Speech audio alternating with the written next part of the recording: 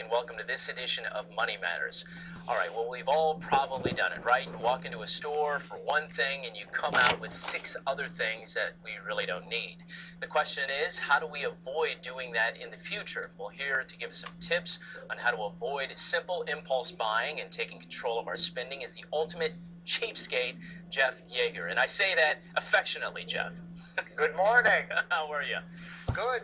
You know, impulse purchasing, it's become an epidemic. It's a pandemic. Right. No, you're right. And so let's jump into some of the tips that you have about how to avoid that. But first off, you actually have this savings challenge that you're doing with AARP. Tell us about that. Yeah, I'm hosting the second annual savings challenge for AARP. Go to their website, aarp.org/savings challenge, and it's thousands of fellow cheapskates sharing their tips for how to save some money and having a lot of laughs and fun along the way. And we give away weekly prizes. It runs through November 12th.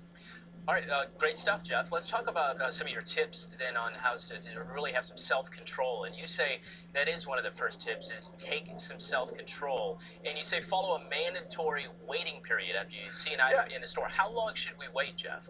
I say wait a week between the time you see an item, a discretionary purchase in the store, and when you go back to buy it. I've been doing an informal poll over the last couple of years, and most people tell me that more than half the time, if they wait a week, they never go back to buy the item. And sometimes when they go back, they look at it again and they think, I really don't want that.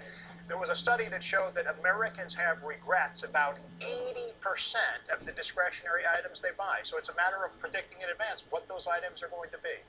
All right, Jeff, your next tip involves something that we all are bothered by, which is junk mail. But I'm curious, how does junk mail help us avoid impulse buying?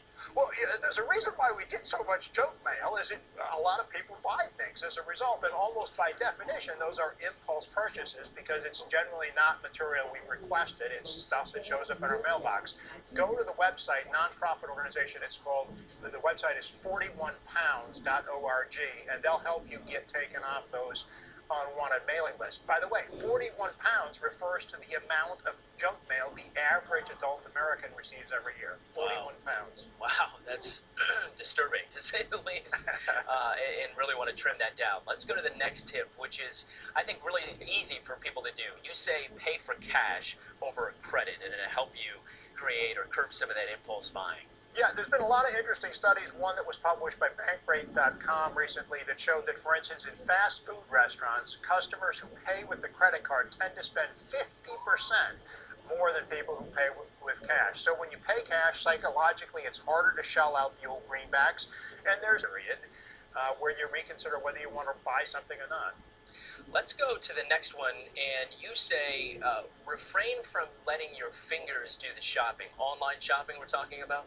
Yeah, there was a study by a research firm recently that showed that about 40% of purchases on e-commerce sites are impulse purchases, things you're not going there to buy. Here's a really simple tip. Same study showed that when you search for an item on a website that you want to buy, don't search by category, search by the specific item, even a brand name. An example would be don't search electronics if you're looking for a DVD player, search specifically for DVD players or even a brand of DVD player. When you search by categories, you're 3 times more likely to end up in the course of that buying something that you don't want, that you hadn't planned on. And this one is interesting, the next one, which is you recommend hitting a cluttered closet before hitting the mall. Why is this?